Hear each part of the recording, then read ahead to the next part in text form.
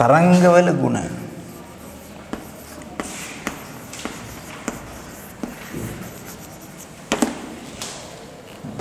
තරංගවල ගුණ. දැන් අපි ගත්තොත් එහෙම තරංග විවිධ විදියට වර්ග කරන්න පුළුවන් නේ. තරංග ප්‍රචාරණය සඳහා මාධ්‍යයක් අවශ්‍ය වෙන විදිහේ තරංග තියෙනවා. ඒ වගේම ප්‍රචාරණයට මාධ්‍යයක් අවශ්‍ය නොවන තරංග තියෙනවා. අපි මාධ්‍යයක් අවශ්‍ය වෙන තරංගට යාන්ත්‍රික තරංග කියලා කිව්වා. මාධ්‍යයක් අවශ්‍ය නොවන තරංග වලට අපි කිව්වේ විද්‍යුත් චුම්බක තරංග කියලා. ඊට පස්සේ ඒ තරංගය ප්‍රචාරණය වෙනකොට ඒ කම්පනයේ සිදුවන විදිය අනුව මාධ්‍යයක් ඔස්සේ ගමන් කරන තරංගයන් නම් මාධ්‍යයේ අංශු කම්පණය වෙන විදිය අනුව තරංග වර්ග දෙකක් ගැන සාකච්ඡා කළා. තීරයක් තරංග සහ අන්වයම තරංග කියලා. තීරයක් තරංග කියලා කිව්වේ මාධ්‍යයේ තරංග ප්‍රචාරණය වෙන දිශාවට ලම්බක දිශාවක් ඔස්සේ අංශු කම්පණය වෙනවා නම් අපි කියනවා ඒක තීරයක් තරංගයක් කියලා. එතකොට මාධ්‍යයේ තරංගේ ප්‍රචාරණය වෙන දිශාවට සමාන්තරව මාධ්‍ය අංශු කම්පණය වෙනවා නම් ඒක අන්වයම තරංගයක් කියලා කියනවා. ඉතින් මේ විදිහට තීරයක් තරංග සහ අන්වයම තරංග කියලා වර්ග කරන්නත් පුළුවන්. ඉතින් මේ විවිධ විදියට වර්ග කළත් ඔය සියලුම තරංග ජල තරංග වෙන්න පුළුවන්, තන්තුවක ඇති වෙන තරංග වෙන්න පුළුවන්, ධ්වනි තරංග වෙන්න පුළුවන්, ආලෝකයේ වගේ තරංගයක්, විදුලි චුම්බක තරංගයක් වෙන්න පුළුවන්. මේ මොනම විදිහේ තරංගයක් ගත්තත් ඒ සියලු තරංගවල තියෙන පොදු ගුණ ටිකක් තියෙනවා. අපි ඒවට කියනවා තරංගවල ගුණ කියලා. ඒ ගුණ ටික සියලුම තරංගවල තියෙනවා. හරි. එකක් තමයි පරාවර්තනය. පරාවර්තනය ඊළඟට වර්තනය, විවර්තනය, නිරෝධනය කියන්නේ ඒ තරංගවල තියෙන පොදු ගුණ. සියලුම තරංගවල ඒ ගුණ තියෙනවා. අන්වයම තරංගවල, තීරයක් තරංගවල ඒ ඕනම තරංගයක මේ ගුණ තියෙනවා. ඉතින් පරාවර්තනය කියලා කියන්නේ තරංගයක් යම්කිසි බාධකයක් මත පතනය වුණාම නැත්නම් යම්කිසි පෘෂ්ඨයක් මත තරංගයේ පතනය වුණාම ඒ තරංගේ හැරිලා නැවත ඒක ආපු පළමු මාධ්‍ය තුලටම ගමන් කරන ක්‍රියාවලිය, ඒ ගමන් කිරීමේ සංසිද්ධිය, ඒ පතන ලක්ෂයේදී ආපසු හැරිලා ගමන් කිරීම අපි කියන පරාවර්තනය කියලා. වර්තනය කියලා කියන්නේ වර්තනය කියන සංසිද්ධිය වෙන්නේ තරංගයක් එක මාධ්‍යයක ඉඳලා තව මාධ්‍යයකට ගමන් කරනකොට. එක මාධ්‍යයක ගමන් කරන තරංගයක් තවත් මාධ්‍යයක් වෙතට ගමන් කරද්දී ඒ මාධ්‍ය දෙක වෙන් කරන අතුරු මුහුණතේදී තරංගයේ ගමන් දිශාව හැරෙන එක නැත්නම් තරංගයේ අපගමනයට ලක්වීම තමයි වර්තනය කියලා කියන්නේ. අතුරු මුහුණතේදී හැරෙන එක. විවර්තනය කියලා කියන්නේ තරංගයක් ඒ තරංගයේ තරංගායාමයට ආසන්න වශයෙන් සමාන බාධකයක් හරහා ගමන් කරද්දී හෝ යම්කිසි විවරයක් හරහා ගමන් කරනකොට ඒ තරංගේ පැතිරිලා යෑම විවරයේ තුලින් ගමන් කළාම විවරයෙන් අනිත් පැත්තේ තරංගේ පැතිරිලා යනවා මෙහෙම. විවරයෙන් අනිත් පැත්තේ තරංගේ පැතිරිලා යනවා. ඒ ස්වභාවය තමයි විවර්තනය කියලා කියන්නේ. දැන් අපි මෙහෙම කතා කරනකොට ඒ කටින් එළියට එන ශබ්ද හැමතැනම යනෝනේ පැතිරිලා. එක පැත්තකට විතරක් නෙමෙයි. දැන් අපි මේ විද්‍යාගාරය ඇතුලේ ඇති කරන ශබ්ද මේ දොර ඇරලා තිබුණොත් දොරෙන් එළියට මේ ශබ්දය ගියාම හැමතැනම පැතිරලා යනවා. ඒ එළියට ගිය කොරිඩෝ එක දිගේ විතරක් නෙමෙයි ශබ්දය යන්නේ. ඒ වුණාට දැන් ඔයාලා මෙතනින් පීරියඩ් එක ඉවර වෙලා යනකොට දොරෙන් එළියට ගියාම හැමතැනම යන්නේ නැහැ නේ කොරිඩෝ එක දිගේ යන්නේ. නේද? නමුත් තරංග එහෙම නැහැ. තරංග යම්කිසි බාධකයක් හරහා ගමන් කිරීමේදීත් බාධකයෙන් ඒ තරංගයකට ආසන්න වශයෙන් සමාන බාධකයක් හරහා ගමන් කිරීමේදීත් යම්කිසි විවරයක් තුලින් ගමන් කිරීමේදීත් ඒක පැතිරලා යනවා. ඒ සංසිද්ධිය තමයි අපි හඳුන්වන්නේ විවර්තනය කියලා. නිරෝධනය කියලා කියන්නේ තරංග අදිස්ථාපනය වීමෙන්, ඒ කියන්නේ අපි හිතමු තරංග දෙකක් එකම ලක්ෂයකදී ක්‍රියා කරනවා කියලා. එක තරංගයක් මේ පැත්තෙන් ආපු එක අනෙක මේ පැත්තෙන් ආපු එක. ඒ තරංග දෙකම මේ වගේ ලක්ෂයකදී ක්‍රියා කරනවා එකට. ඒ කියන්නේ මාධ්‍යයක තියෙන එකම අංශුවක් මත තරංග දෙකම ක්‍රියා කරනවා. ඒ කියන්නේ එක තරංගයක් ඒ අංශුව හරහා යන්න එනකොට ඒ තරංගයට අවශ්‍ය විදිහට ඒ අංශුව කම්පණය වෙනවනේ. ඒ තරංගයේ හැටියට ඒ අංශුව කම්පණය වෙනවා. එතන ඒ අංශුව හරහා ඒ අංශුව තියෙන තැනින් තව තරංගයක් ගියොත් එහෙම ඒ තරංගයටත් අවශ්‍ය විදිහට ඒ අංශුව කම්පණය වෙනවා. දැන් මේ තරංග දෙකම එකම සැරේ අංශුව වෙතට ආවොත් එහෙම එතකොට තරංග දෙකේම බලපෑම මත තමයි අංශුවේ කම්පණය තීරණය වෙන්නේ. ඒ අනුව එම ස්ථානයේ ඒ අංශුව එක්ක විස්තරය අඩු වෙන විදියට නැත්නම් උපරිම වෙන විදියට කම්පණය වෙන්න පුළුවන්. ඒ අනුව එම ස්ථානයේ තරංගයේ තීව්‍රතාවය එක්ක අවම වෙනවා නැත්නම් උපරිම වෙනවා. ඉතින් ඒ සංසිද්ධියට තමයි අපි කියන්නේ නිරෝධනය කියලා. ඉතින් මෙන්න මේ ಗುಣ ටික තරංගවල තියෙනවා. පරාවර්තනයේ, වර්තනයේ, විවර්තනයේ සහ නිරෝධනයේ කියන ಗುಣ. ඉතින් ওই ಗುಣ ආදර්ශනය කිරීම සඳහා අපිට විද්‍යාගාරයේදී රැලිති ටැංකිය භාවිතා කරන්න පුළුවන්. රැලිති ටැංකියෙන් අපිට ඔය ආදර්ශනය කරන්න පුළුවන් පරාවර්තනය, වර්තනය, විවර්තනය, නිරෝධනය. මොකද ජල තරංගත් ඔය ಗುಣ පෙන්නනවා. හැම තරංගයක්ම වගේම ජල තරංගත් පරාවර්තන වෙනවා, වර්තන වෙනවා, විවර්තන වෙනවා, නිරෝධන වෙනවා. ඒව නිරෝධනය වෙච්චාම අපිට ඒක නිරීක්ෂණය කරන්න පුළුවන්. ජල තරංග නිරීක්ෂණය කරන්න පුළුවන්. දැන් ධ්වනි තරංග අපිට ඇහැට පේන්නේ නැහැ, නිරීක්ෂණය වෙනවා තමයි, කනට ඇහෙනවා. නමුත් කනට ඇහෙන එකේ යම් යම් ඒ විචලනයන් වීම ඊටම අමාරුයි අපිට දැක ගන්න. කන ඊටම සංවේදී තමයි. නමුත් ඉතින් ධ්වනි තරංග දෙකක් අධිස්ථාපනය කරලා ඒ ඔය කියන සංසිද්ධිය පරාවර්තනයක් වෙච්ච වෙන එක එහෙම තේරුම් ගන්න පුළුවන්. ඊට වඩා පහසුයි රැලිති ටැංකියෙන් කරන එක. හරි. එහෙනම් රැලිති ටැංකියෙන් තමයි මේ ಗುಣ ටික ආදර්ශනය කරන්නේ. බලමු රැලිති ටැංකියෙන් කොහොමද ඒක ආදර්ශනය කරන්නේ කියලා. හොඳයි. අපි පොඩි පොඩි සටහන් ලියාගෙන ලියන්න. තරංගවල ಗುಣ කුමන ආකාරයට වර්ග කළද? කුමන ආකාරයට වර්ග කළද?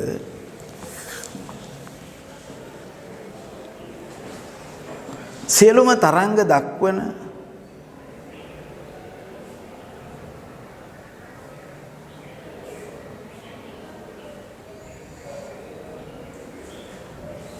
පොදු ගුණ සමූහයක් ඇත.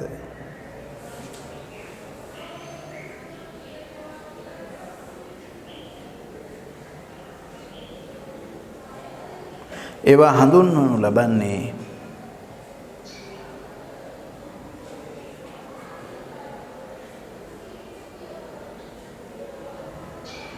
තරංගවල ගුණ ලෙසය.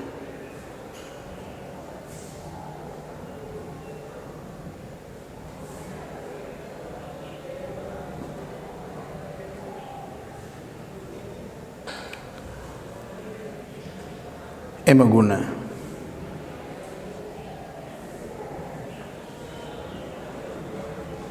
එක පරාවර්තනය, දෙක වර්තනය, තුන විවර්තනය, හතර නිරෝධනය.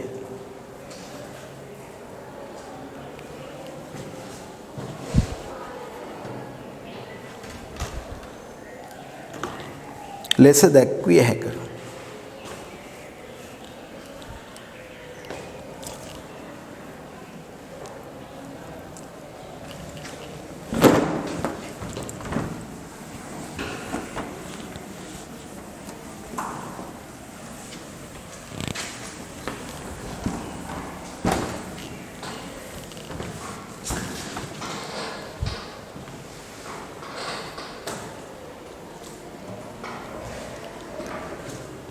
මෙම ගුණ ආදර්ශනය කිරීම සඳහා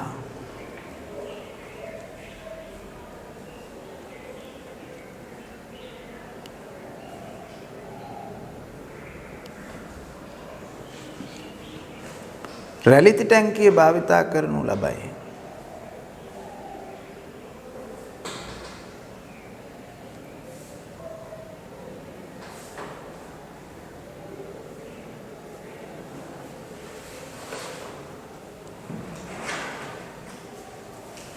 රැලිති ටැංකියෙහි ඇති කෙරෙන රැලිති හෙවත් ජල තරංග ඇසුරෙන්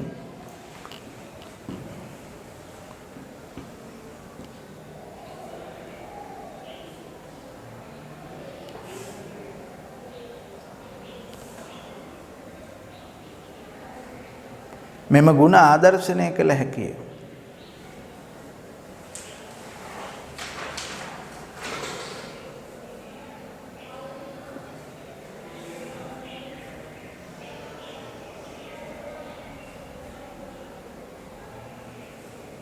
මාතෘකාව ලියන්න රැලිත ටැංකිය. රැලිත ටැංකිය.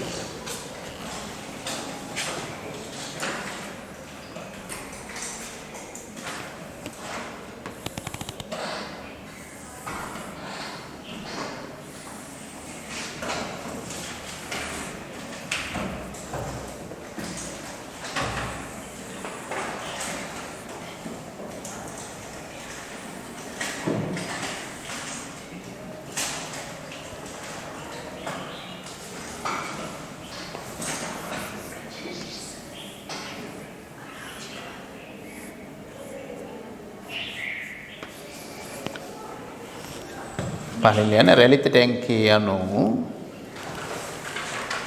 රැලිත ටැංකිය යනු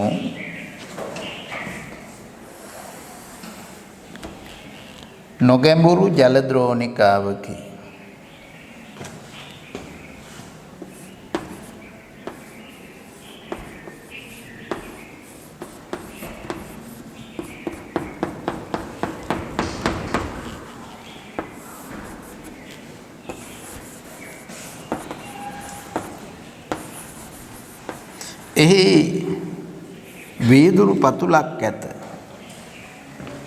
එහි වීදුරු පතුලක් ඇත.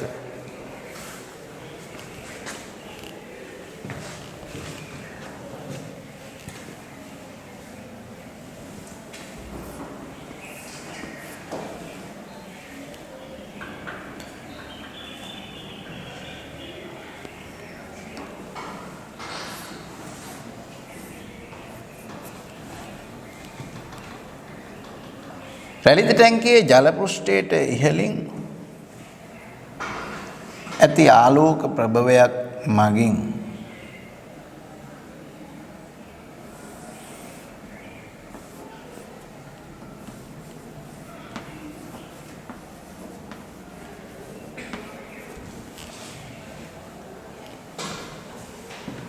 රැලිත ටැංකියේ ජල පෘෂ්ඨයට ඉහළින් ඇති ආලෝක ප්‍රභවයක් මගින් ජල පෘෂ්ඨය ආලෝකමත් කරනු ලබන අතර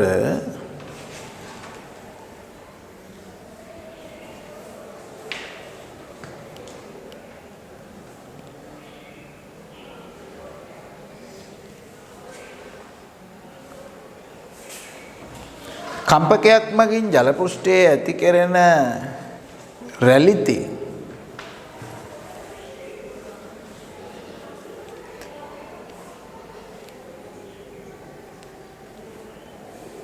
වල ප්‍රතිබිම්බ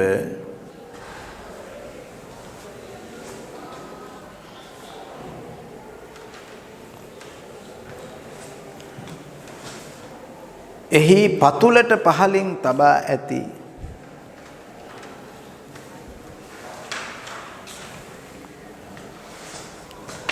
කඩතිරය මත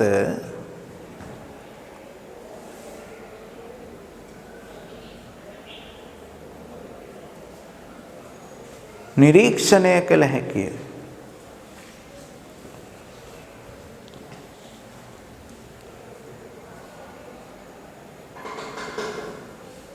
මේ රූප සටහන ඇඳගමු. මේ ආලෝක ප්‍රභවය.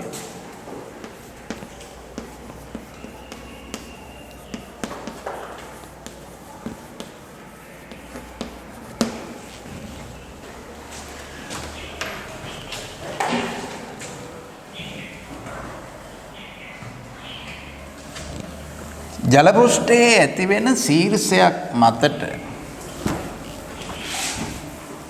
ආලෝකයේ පතනය වූ විට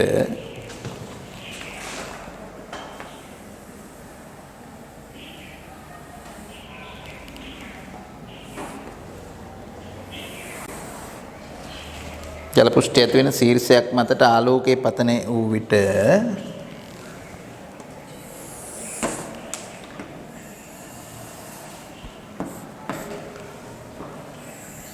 එම ආලෝකයේ අභිසරණය වන බැවින්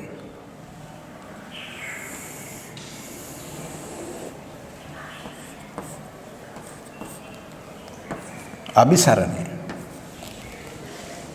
එම ආලෝකයේ අභිසරණය වන බැවින්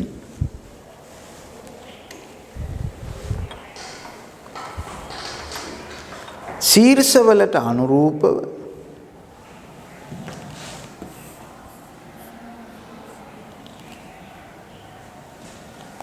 කඩතිරේ මත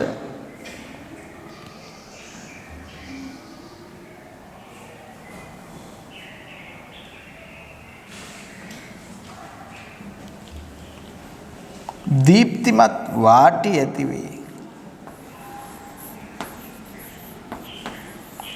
දීප්තිමත් වාටි.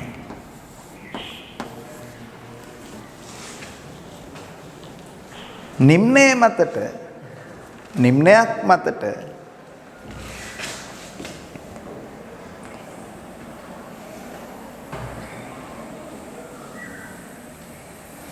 ආලෝකයේ පතනේ වූ විට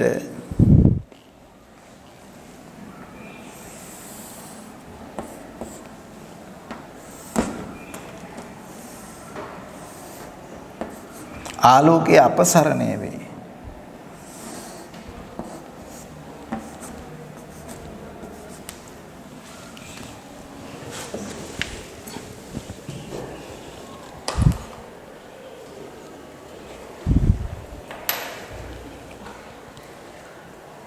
එබැවින් නිම්නවලට අනුරූපව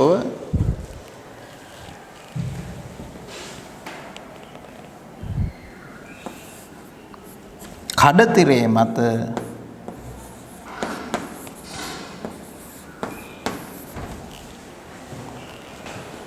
අඳුරු වාටි ඇති වේ.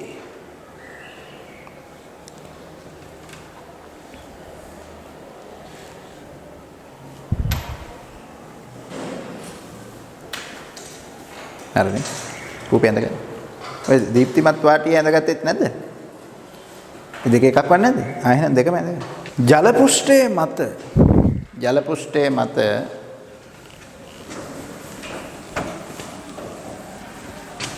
තුඩක් කම්පණය වීමට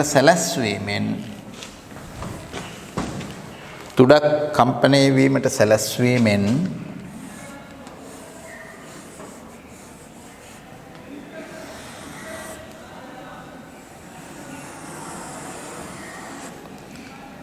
වෘත්තාකාර තරංග පෙරමුණු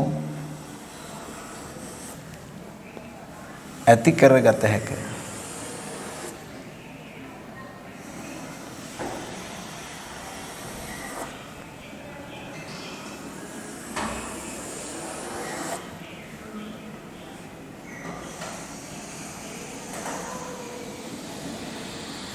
ඇඳ ගන්නකො.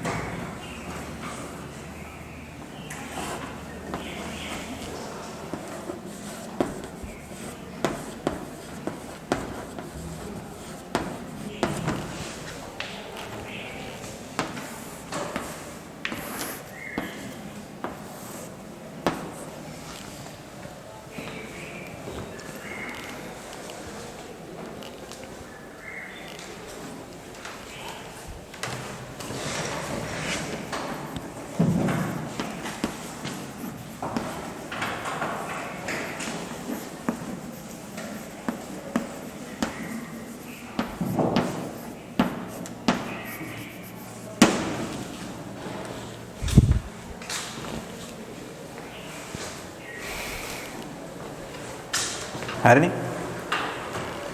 ඊට පස්සේ යන්න ජල පෘෂ්ඨයේ මත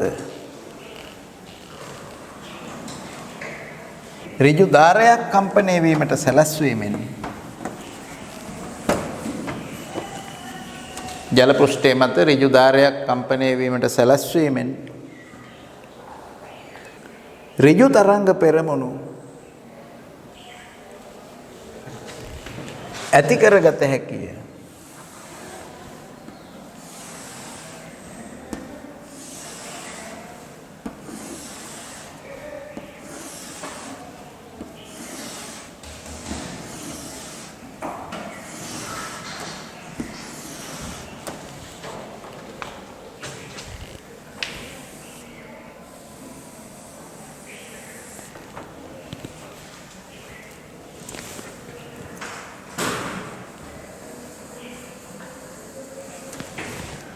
තරංගවල ಗುಣ මේ රූපය සටහන ඇඳ ගන්න.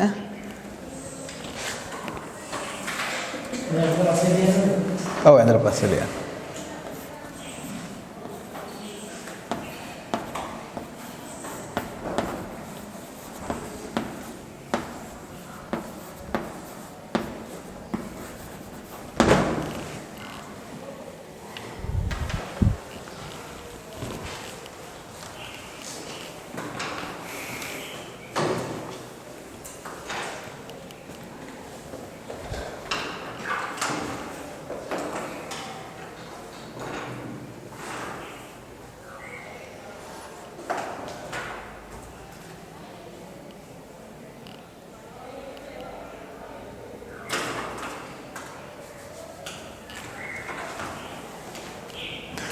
තරංගවල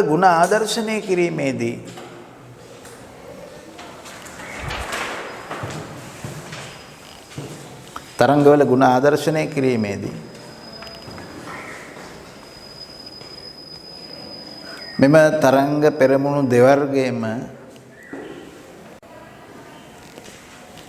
තරංගවල ಗುಣ ආදර්ශනය කිරීමේදී මෙම තරංග පෙරමුණු දෙවර්ගයේම යොදාගත හැකිය.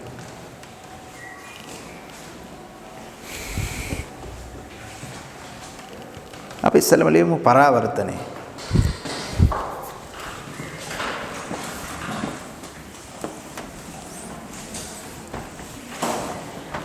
පරාවර්තනය.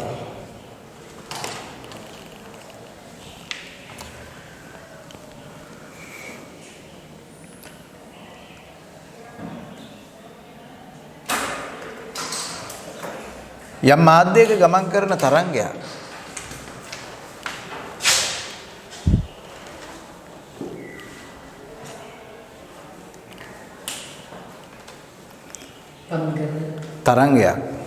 යම් මාධ්‍යයක ගමන් කරන තරංගයක් බාධකයක් හමු වේ.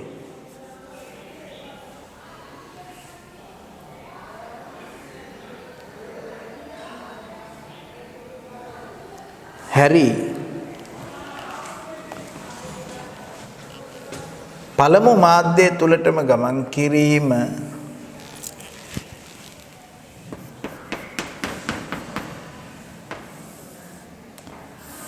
පරාවර්තනයේ ලෙස හඳුන්වනු ලබයි.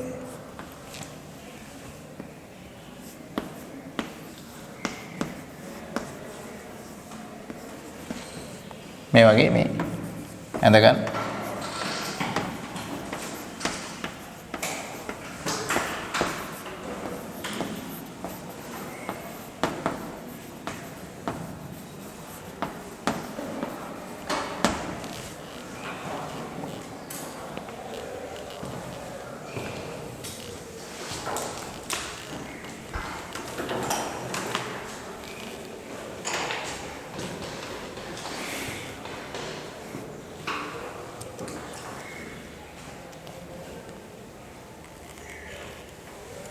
පරාවර්තනයේ සිදුවන්නේ පරාවර්තන නියමවලට අනුකූලවය. නෑ. එහෙම ලියනවා. පරාවර්තනයේ සිදුවන්නේ පරාවර්තන නියමවලට අනුකූලවය. මාතෘකාව ලියන්න දෝංකාරය. දෝංකාරය.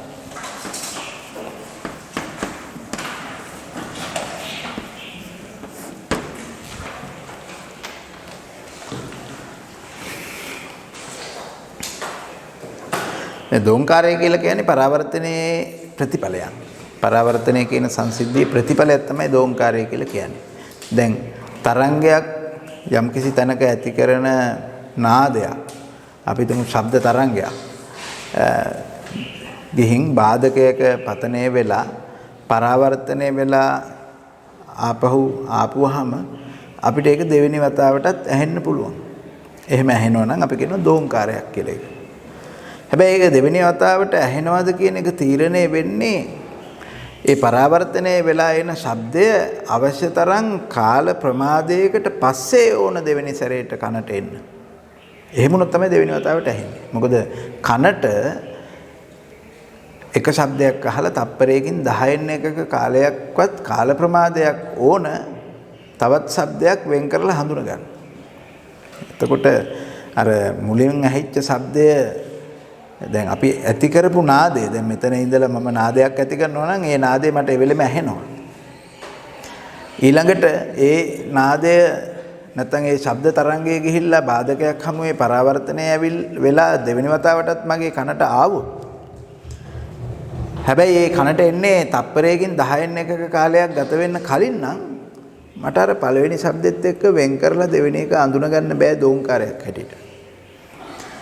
අඩුම ගානේ තප්පරයකින් 10න් එකක් තරමවත් ප්‍රමාද වෙලා නම් කනට එන්නේ අන්න එතකොට අඳුන ගන්න පුළුවන්. එතකොට අඩුම තරමේ ඒ ඇති කරපු පළමු ශබ්දය සහ ඒකේ පරාවර්තනය වෙලා එන ශබ්ද තරංගය අතර කාලපරතරයේ තප්පරයකින් 10න් එකක්වත් වෙන්න ඕන අඩුම තරමේ. ඊට වඩා කාලේ වැඩි වුණාට කමක් නැහැ.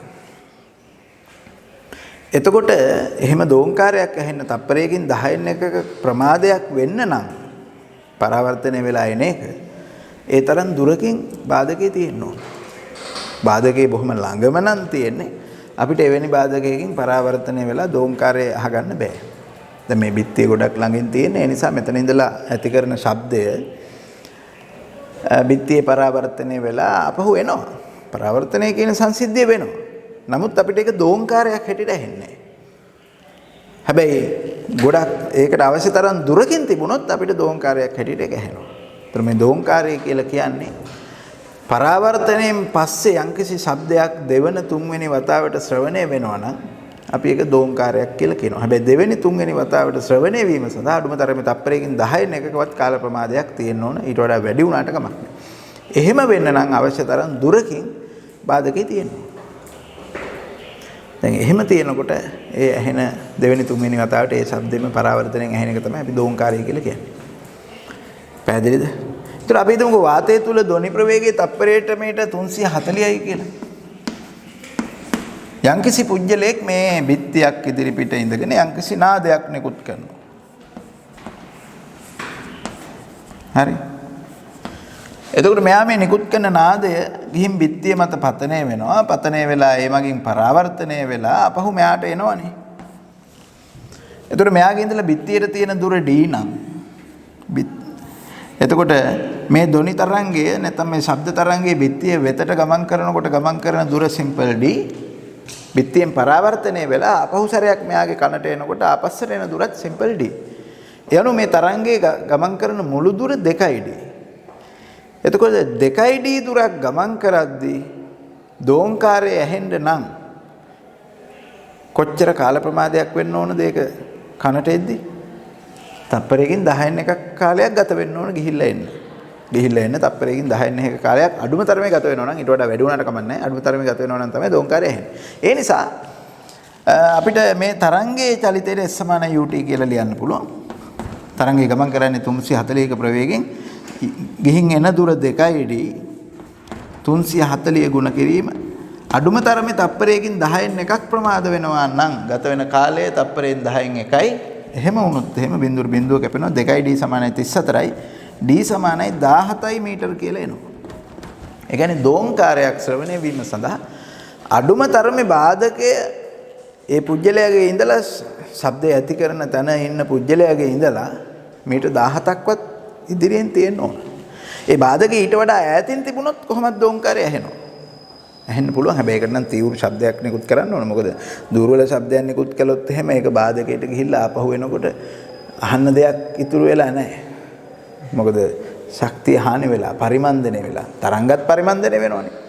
ඈතට යන්න තරංගයේ ශක්තිය හානි වෙනවා. අපි කියන්නේ තරංගයේ පරිමන්දනය කියලා. එතකොට ඈත ඉන්න කෙනෙකුට ඇහෙන ප්‍රමාණය අඩු වෙනවා. ඒතකොට එහෙට ගිහිල්ලා මෙහෙට එනකොට කනේ සංවේදනයක් ඇති කරන්න තරමට ශක්තිය තිබුණ නැත්නම් තීව්‍රතාවයක් තිබුණ නැත්නම් අපිට ඒක ඇහෙන්නේ නැහැ. ඒ තීව්‍රතාවය තිබුණොත් ඇහෙනවා. එතකොට 17ක් වෙද්දි ඇහෙනවා. 17ට වඩා වැඩි වුණොත් එහෙම ඇහෙනවා දෝංකාරයක්. නමුත් 17ට වඩා අඩු වුණොත් එහෙම දෝංකාරයක් ඇහෙන්නේ නැහැ. ඉතින් 17 කියන එක ගත්තේ මේ තප්පරයට මෙතන 340යි කියලා වාතය තුල ධ්වනි ප්‍රවේගය. නමුත් වාතය තුල ධ්වනි ප්‍රවේගයේ සමහර සාධක මත ඔක වෙනස් වෙන්න පුළුවන්. ඒ වෙනස් වුණොත් ඒ වෙලාවේ ඒ දෝංකාරය ඇහෙන දුර අපිට ඒ තියෙන ධ්වනි ප්‍රවේගයට අනුව ගණනය කරගන්න පුළුවන්. ඉතින් දෝංකාරය කියලා කියන්නේ පරාවර්තනය කියන සංසිද්ධියේ ප්‍රතිඵලය. හොඳයි අපි ලියමු. දෝංකාරය යනු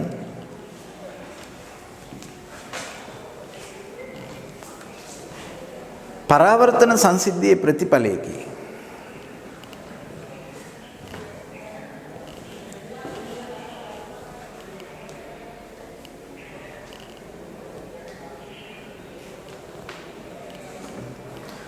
එනම් යම් ස්ථානයක ඇති කරනු ලබන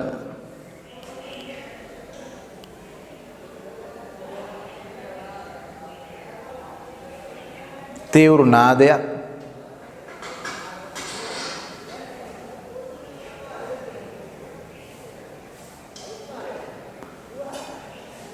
බාධකයක් හමුවේ පරාවර්තනයේ වී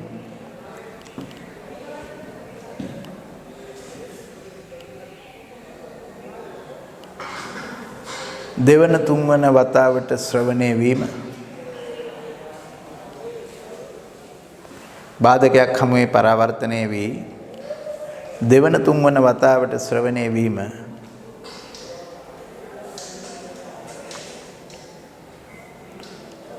දෝංකාරයේ ලෙස හැඳින්වේ.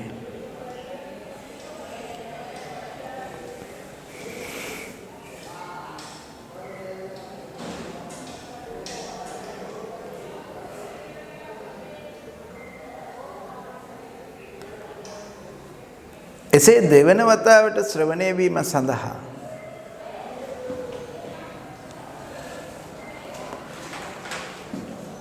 පළමු ශබ්දයේ ශ්‍රවණය වීමෙන්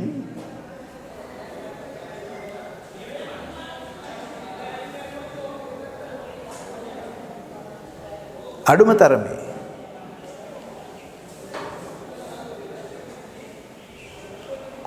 තරමේ තප්පරයකින් 10න් එකක පමණ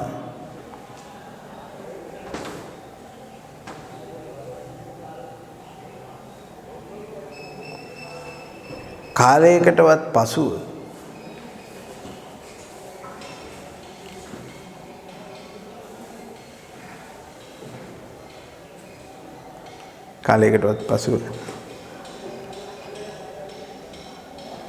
පරාවර්තන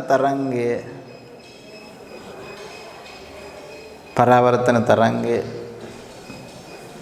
කන වෙත පැමිණිය යුතුය.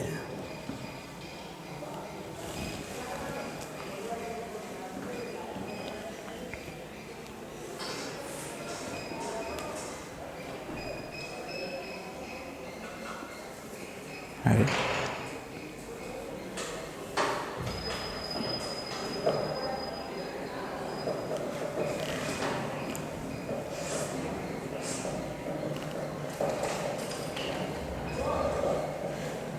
ඒ සඳහා නිරීක්ෂකයාගේ සිට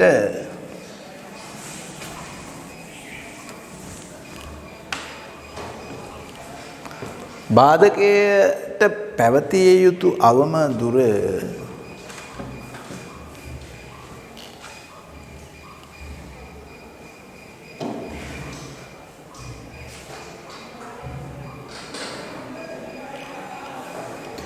සිම්පල් D නම්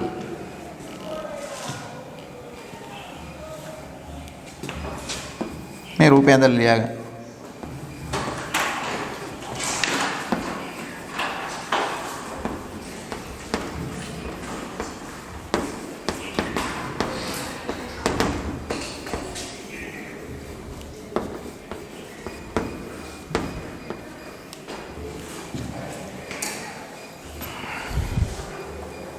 හොඳයි. එළියන පරාවර්තනයේ ආදර්ශනය.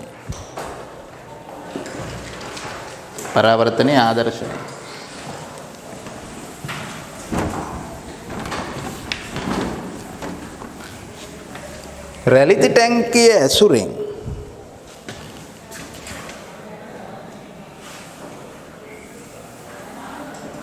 පරාවර්තනයේ ආදර්ශනය කළ හැකිය.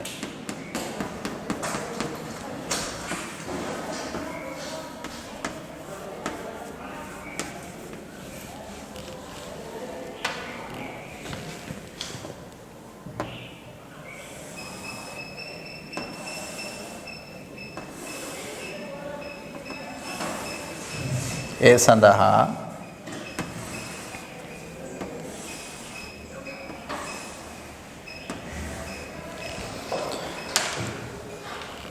පළවෙනි පියවර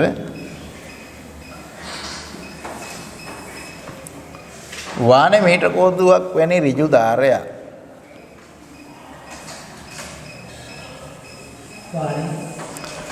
පළවෙනි පියවර වානේ මීටර කෝදුවක් වැනි ඍජු ධාරයක් වානේ මීටර කෝදුවක් වැනි ඍජු ධාරයක්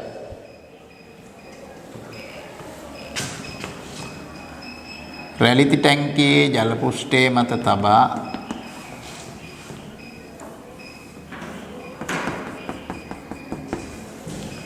බාධකයේ සකස් කරගන්න.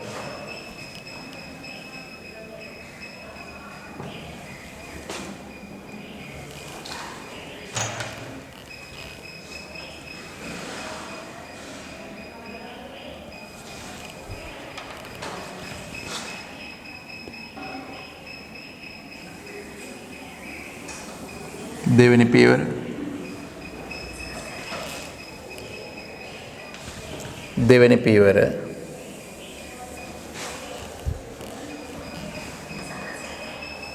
බාධකයේ සකස් කරගන්න.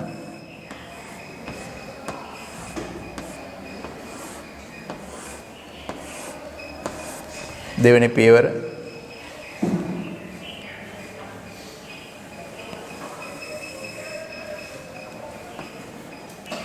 බාධකයට ඉදිරියෙන්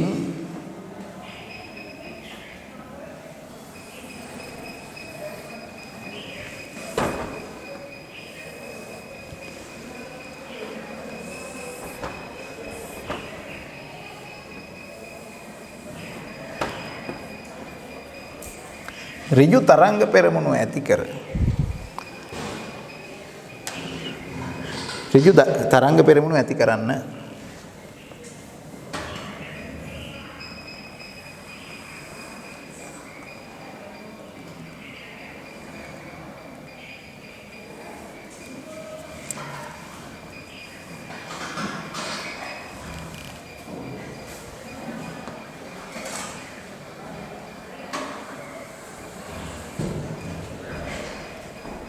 ඒවා බාධකයේ හමුවේ පරාවර්තනය වෙන ආකාරය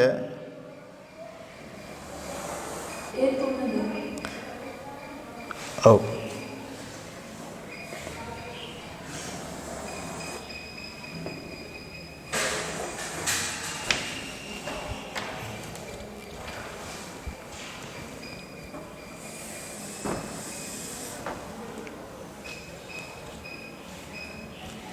පහත රූප සටහනේ පරිදි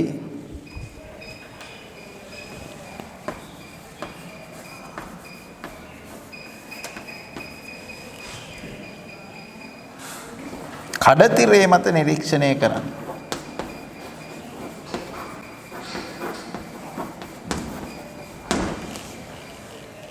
හොඳයි අපි ලියමු මෙහෙම ලියන්න බාධකයට ඉදිරියෙන් ඊළඟ පියවර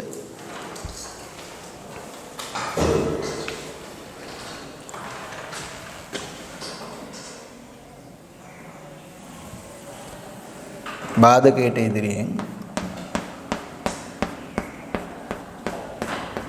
තුඩක් කම්පණය වීමට සලස්වා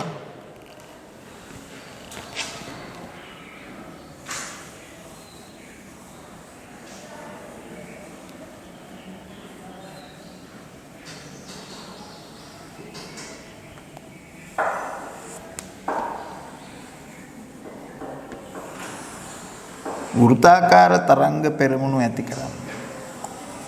වෘත්තාකාර තරංග පෙරමුණු ඇති කරන්න.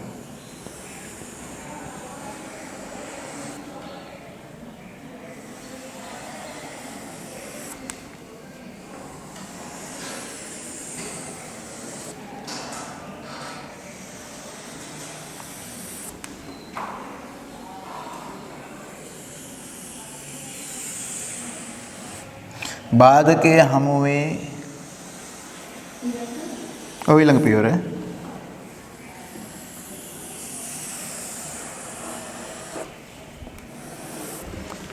එම තරංග පෙරමුණු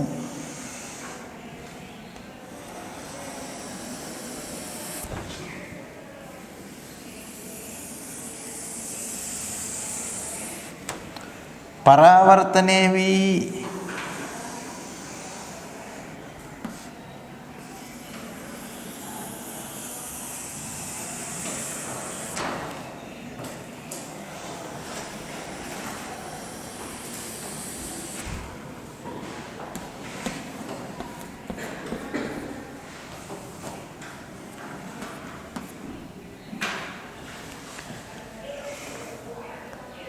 ගමන් කරන ආකාරය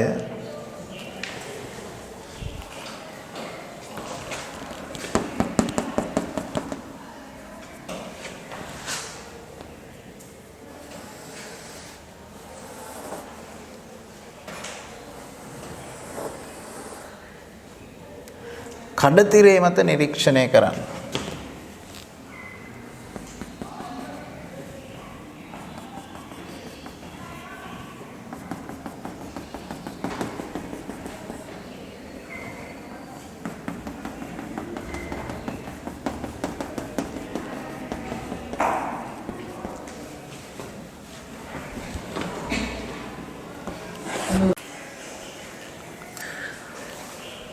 වර්තනය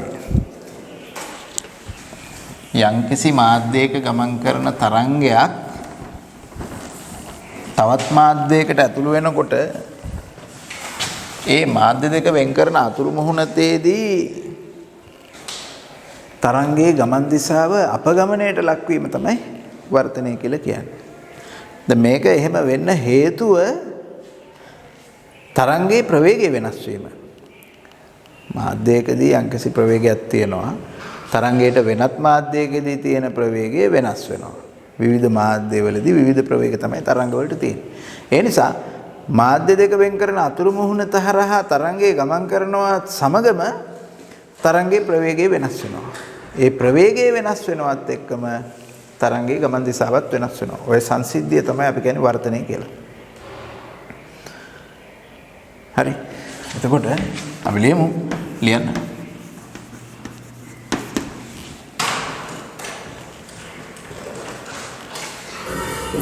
එක් මාධ්‍යයක ගමන් ගන්නා තරංගයක්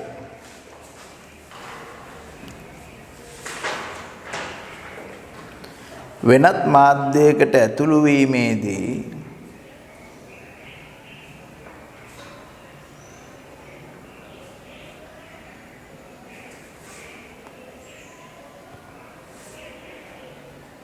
මාධ්‍ය දෙක වෙන් කරන අතුරු මුහුණත හරහා යනවත් සමගම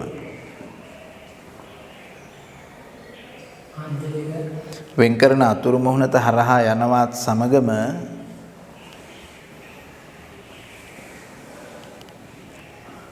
තරංගයේ ගමන් දිශාව අපගමනයට ලක්වේ.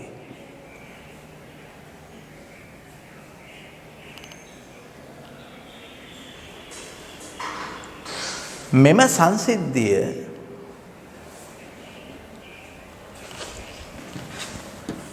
වර්තනය ලෙස හඳුන්වනු ලබයි.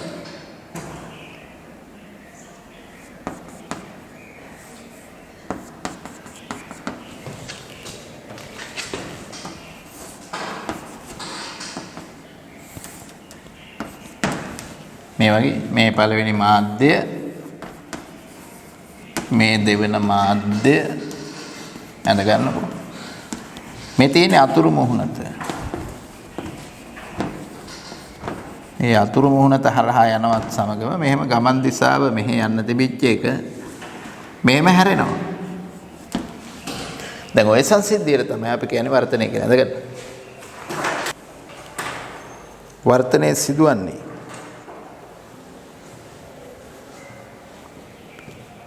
වෙනස් මාධ්‍ය තුලදී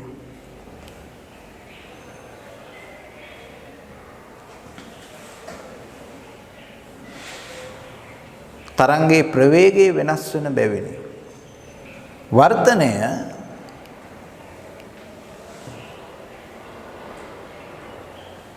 වර්තන නියම වලට අනුකූලව සිදුවේ. පළවෙනි නියමය. පතන තරංගයේද වර්තන තරංගයේද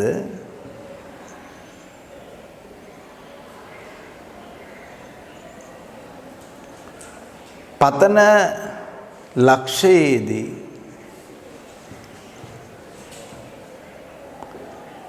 අතුරු මුහුණතට අඳිනු ලබන අභිලම්බයේද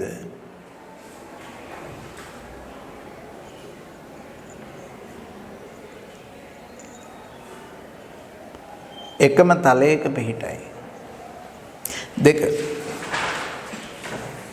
පතන කෝණයේ සයින් නගයේ සහ වර්තන කෝණයේ සයින් නගයේ අතර අනුපාතය නියතයක් වේ.